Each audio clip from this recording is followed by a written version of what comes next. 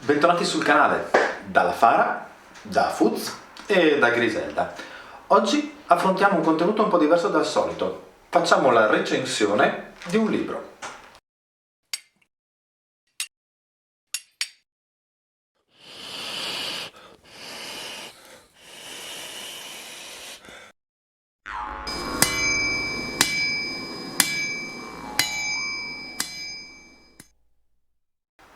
Bentornati nuovamente sul canale. Come vedete Griselda è in fase esplorativa e dicevamo, oggi affrontiamo un argomento leggermente diverso dal solito. Parliamo della recensione di un libro.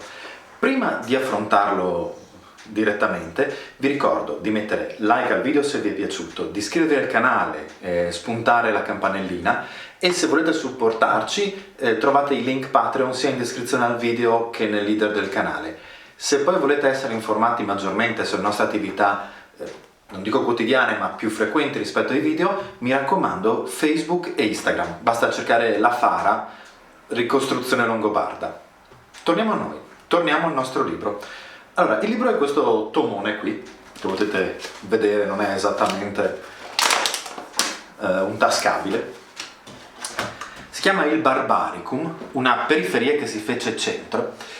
E è scritto, va ammesso per onestà intellettuale, da un caro amico della Fara, Marco Valenti, professore di archeologia medievale all'Università di Siena, e quindi decisamente un esperto del tema, e si inserisce all'interno di una meravigliosa collana di testi che ci avete sentito citare 1000 volte negli ultimi anni di video, cioè Archeologia barbarica.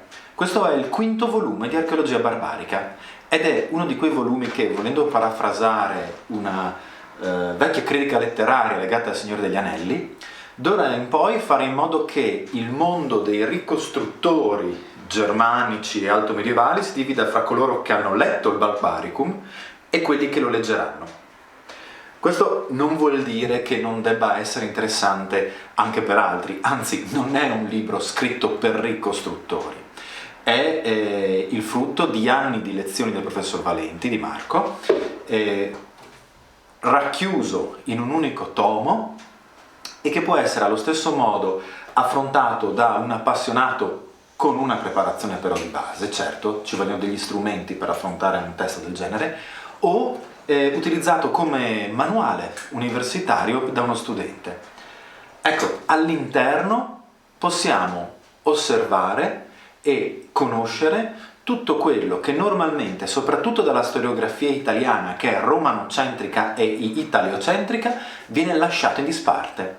I rapporti fra il di qua dell'impero e il di là del limes, ma con un occhio in particolare all'altro lato, e poi soprattutto l'evoluzione di tutte quelle culture e quei contributi culturali che si sviluppano e maturano al di là del limes romano e che poi influenzeranno tantissimo tutto il grande periodo delle migrazioni e ancora dopo il pieno medioevo europeo. Il testo è articolato in più sezioni e fa riferimento a diverse delle popolazioni barbariche che il mondo rievocativo tende a prendere in considerazione. Ovviamente i Longobardi, se no non saremmo qui a parlarvene, ma anche gli Alamanni, i Bavari, i Sassoni. Ma si spinge ben oltre, si spinge verso tutta la zona slava che normalmente viene lasciata in disparte dalla appunto storiografia italiana, nonostante l'importanza dei contatti fra i Longobardi e gli slavi nell'evoluzione della cultura materiale longobarda. Allo stesso modo si concentra poi sulla zona scandinava e sull'evoluzione di quella meravigliosa cultura che porterà poi a un certo punto al periodo Wendel. Lascia un pochino da parte le isole britanniche, ma viene spiegato perché nella prefazione, e crea quindi un quadro complessivo di tutta l'evoluzione dell'Europa che non era romana e dei rapporti che però ha avuto con quella parte di mondo occidentale che romano era. Proviamo a sfogliare assieme l'indice di questo libro.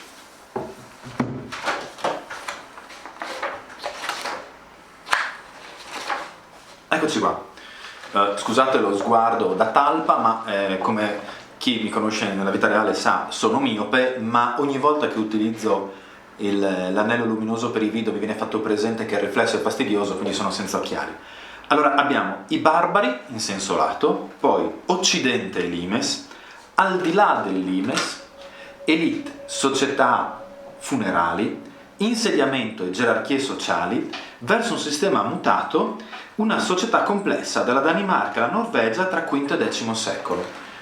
Come potete sentire solo dai titoli dei capitoli, scusate, non dei paragrafi, gli argomenti sono vasti, sono molteplici punti di vista su fenomeni comuni. Quindi in questo libro voi potete trovare analisi sulle sepolture, sui corredi, sui costumi funerari, ma allo stesso modo dei focus sull'abitare, su come si strutturino le fattorie, se le fattorie sono indipendenti, se sono legate al concetto di villa rustica romana, se sono invece piccoli villaggi. Questi villaggi come sono costruiti, se le capanne sono Grubenhaus seminterrate o strutture a livello del terreno.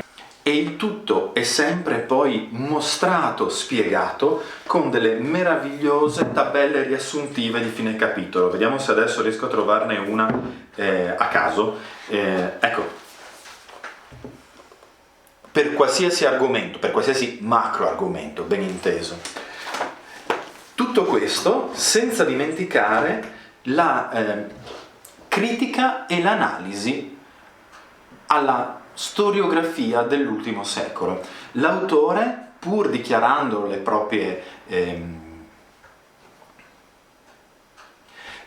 pur dichiarando il proprio punto di vista rispetto alla bagarre storico-archeologica dell'ultimo secolo, esprime anche le teorie che sono in contraddizione con quella che è la sua scuola di pensiero. Le esprime e ne esprime soprattutto l'evoluzione storica, permettendo quindi, soprattutto a chi non è avvezzo all'argomento, di farsi un'idea di come si siano evolute le interpretazioni, più che dei dati, delle fonti letterarie.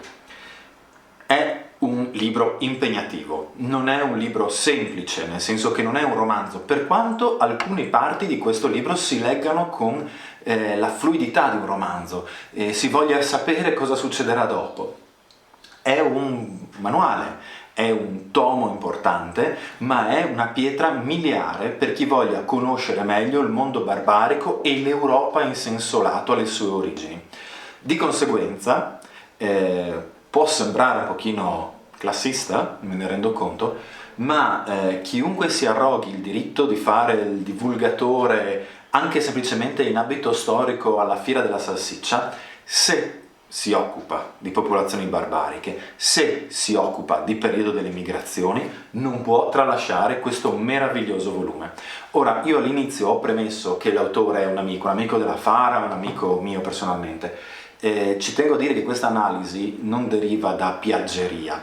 Noi abbiamo conosciuto Marco attraverso un rapporto professionale, l'abbiamo invitato a uno dei nostri primissimi Anno Domini 568, l'evento che organizziamo col Museo Archeologico Nazionale di Cividale e che si occupa di approfondimento archeologico e divulgazione attraverso la ricostruzione e che in questo momento è in pausa a causa Covid da un paio di edizioni. E in questa primissima edizione, dimostrandosi peraltro molto disponibile a partecipare a un invito di un'associazione piuttosto giovane, avevamo 3 anni all'epoca, al termine di questa esperienza ci ha mandato una lunga lettera che ringraziava per l'ospitalità e poi le prime 3 righe, e tutto il resto era perdonatemi il francesismo, un enorme cazziatone su cosa avremmo dovuto migliorare dal punto di vista della ricostruzione materiale. Ecco, ve lo dico per spiegarvi su che tipo di basi teoriche si fonda il rapporto di amicizia con Marco. Quindi non piaggeria, non vantaggi di nessun tipo, ma un onesto scambio intellettuale e soprattutto, da parte nostra, la possibilità di attingere a chi la conoscenza teorica la produce oltre a divulgarla e confrontarci con una persona del genere, come peraltro poi facciamo con Angela Borzacconi, direttrice del Museo Archeologico Nazionale di Cividale, e con tanti altri professionisti dell'Accademia che abbiamo incontrato in questi anni. Questa parentesi è solo per spiegarvi che non sono qui a fare lo spot per il libro di un amico, sono qui a fare lo spot per un libro di eccezionale qualità che casualmente è stato scritto da un amico. Ma preferisco dirlo ed essere esplicito nel farlo piuttosto che poi sentirmi dire però non hai fatto presente che vi conoscete. Che dire oltre a questo? Potremmo approfondire infiniti capitoli, infiniti paragrafi. Siete interessati ai corpi ritrovati nelle torbiere? Qui c'è. Siete interessati ai corredi, all'evoluzione dei corredi, dei costumi funerari, dai campi di urne alle sepolture in fossa? Qui c'è. Vi interessano le abitazioni? Qui c'è. Vi interessa l'analisi di come la politica abbia influenzato il racconto delle migrazioni altomedievali? Qui c'è. Ecco, si può non essere d'accordo su tutto ovviamente, non è una Bibbia, non è un testo rivelato, ma è probabilmente il più grande compendio sull'argomento che sia mai stato prodotto in Europa, non solo in Italia. Perché un punto di vista così ampio e così omnicomprensivo non ho memoria che sia stato prodotto in anni recenti e con un approccio non enciclopedico ottocentesco. Ecco, quindi questo è il nostro consiglio di lettura, il Barbaricum, una periferia che si fece centro. Quindi se siete veramente appassionati di questi argomenti, fatevi un piacere, acquistatelo, oppure trovate una biblioteca in cui poterlo prendere in prestito. Noi appunto non siamo Amazon, non facciamo spot per la vendita di libri, ma per la divulgazione della conoscenza sì. Ottenete questo libro, leggetelo, studiatelo, litigateci, arrabbiatevici, ma non dimenticatevelo. Alla prossima, Mandi!